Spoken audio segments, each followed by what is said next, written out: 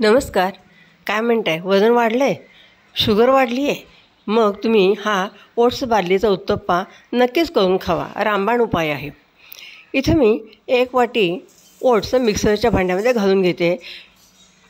ओट्समध्ये fibres आणि proteins असतात.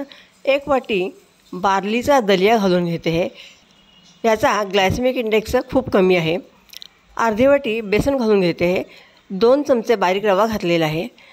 जिरं आणि मिरची मी कुटून घेतलेली आहे, तो ठेचा मी ह्याच्यामध्ये घालते आहे. 2 चमचे दही घातलेलं आहे आणि हे सगळं मिश्रण मी कोरडंच एकत्र वाटून घेणार आहे. आता हे वाटलेलं मिश्रण मी एका कुंड्यामध्ये काढून घेते आहे. ह्याच्यामध्ये लागेल असं थोडं थोडं पाणी घालणार आहे आणि ह्याचं मी पीठ तयार करून घेणार आहे. तुम्हाला डोसा करायचा असेल तर हे मिश्रण तुम्ही अजून बारीक वाटून घेऊ शकता. मिश्रण जरा फेटायचं आहे आणि एकसारखं करून घ्यायचं आहे.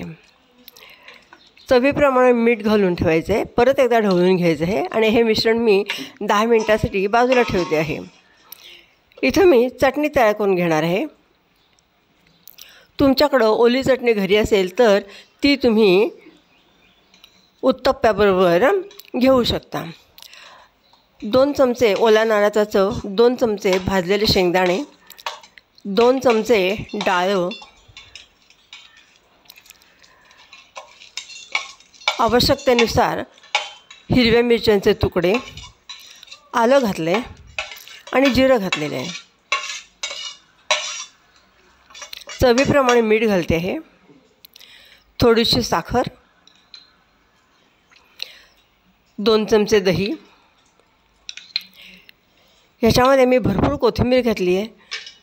पुदिना पण भरपूर घातला आहे. 7-8 कढीलिंबाचे पानं पण घातलेली आहेत आणि हे मिश्रण मी पहिल्यांदा कोरडंच वाटून घेते आहे. आता ह्याच्यामध्ये आवश्यकतेनुसार पाणी घालून मी चटणी तयार करून घेणार आहे.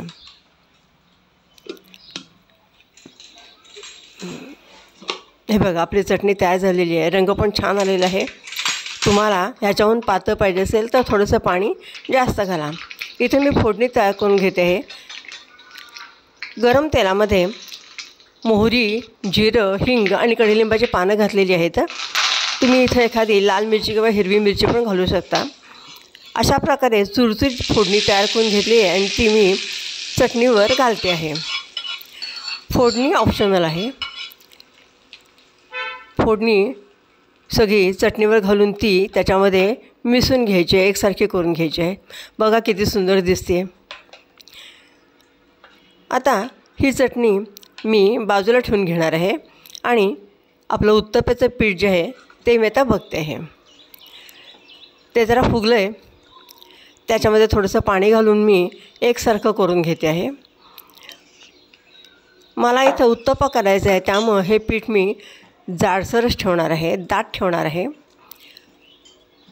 डोसा करायचा असेल तर तुम्ही याच्यामध्ये अजून पाणी जास्त घालू शकता.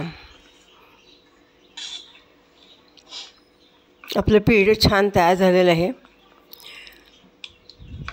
त्याची कन्सिस्टन्सी पण बघू शकता. इथे मी याच्यामध्ये भरपूर कोथिंबीर घातली आहे आणि अर्धा कांदा जो मी बारीक चिरून घेतला आहे तो मी घालते आहे.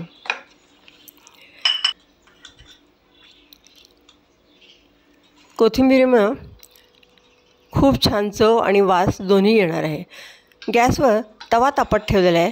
त्याच्यावर मी थोडंसं बटर घातलेलं आहे. तुम्ही इथं तेल किंवा तूप याचा वापर करू शकता. पळीच्या सहाय्यानं मी 2 पळ्या पीठ तव्यावर घातलं आहे आणि ते पळी फिरवून गोल आकारात उत्तप्पा घालून घेते आहे. याच्यावर मी पिवळी, हिरवी आणि लाल सिमला मिरची चिरून घेतली आहे, ती घालते आहे. बघा कसा उत्तप्प्याचा छान लूक आलेला आहे. पिझ्झा वाटतो आहे ना, डाएट पिझ्झा. इथं तुम्ही ह्या उत्तप्प्याच्या पिठामध्ये सुंठ पावडर आणि दालचिनी पावडर घालू शकता. आणखीन तुमचा उत्तप्पा आणखीन पौष्टिक करू शकता आणि व्याधींवर नियंत्रण ठेवू शकता. उत्तप्पा छान तयार झालेला आहे, तो मी काढून घेते आहे. हे बघा छान सगळीकडे फिरवून घेते आहे. बाजूला पण दोन्ही बाजूनी मस्त झालेला आहे. दुसरा एक पिझ्झा तयार करून घेते आहे. उत्तप्पा मी घालून घेतलेला आहे. पळीच्या सहाय्याने फिरवून घेते आहे.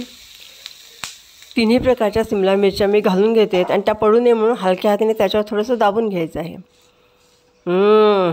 यम्मी मस्त. हा पिझ्झा खाल्ल्यानंतर तुम्ही नॉर्मल जो पिझ्झा आहे बाजारातून आणता तो विसरून जाणार आहात. दोन्ही उत्तप्पे तयार झालेले आहेत.